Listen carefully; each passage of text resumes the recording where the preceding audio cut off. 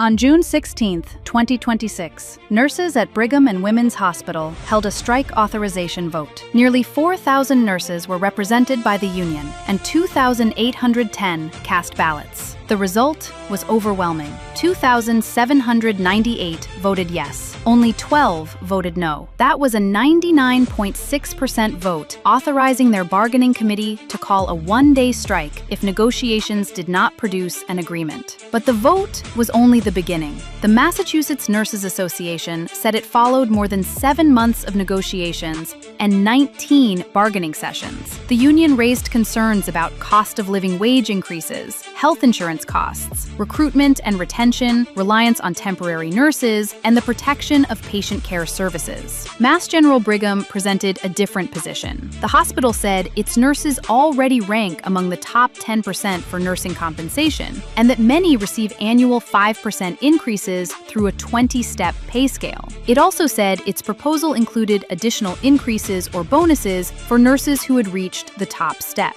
The two sides did not reach an agreement. On July 8th at 7 a.m., approximately 4,000 Brigham nurses began a 24-hour strike.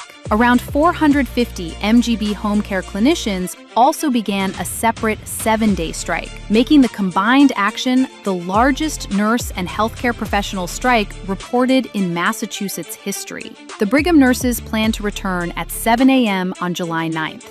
They were not allowed back.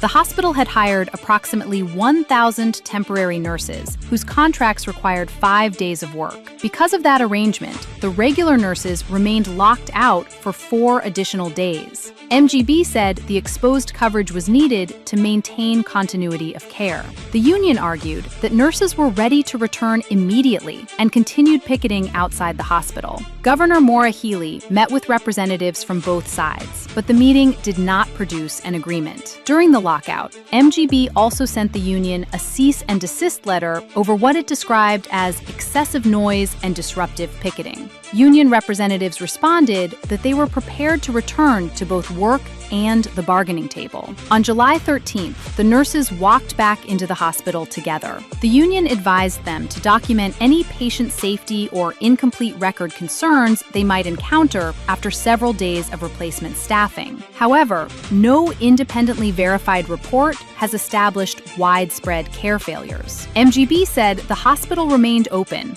and that patients continued receiving safe care. As of July 17th, the nurses are back at work, but the contract dispute remains unresolved. No new bargaining date has been publicly announced. This story involves more than wages or one hospital. It raises difficult questions about workforce stability, benefits, recruitment, patient safety, continuity of care, and the financial responsibilities of healthcare systems. What would a fair and workable agreement look like to you? Whether you are a nurse, patient, healthcare leader, clinician, or community member, share your perspective respectfully in the comments.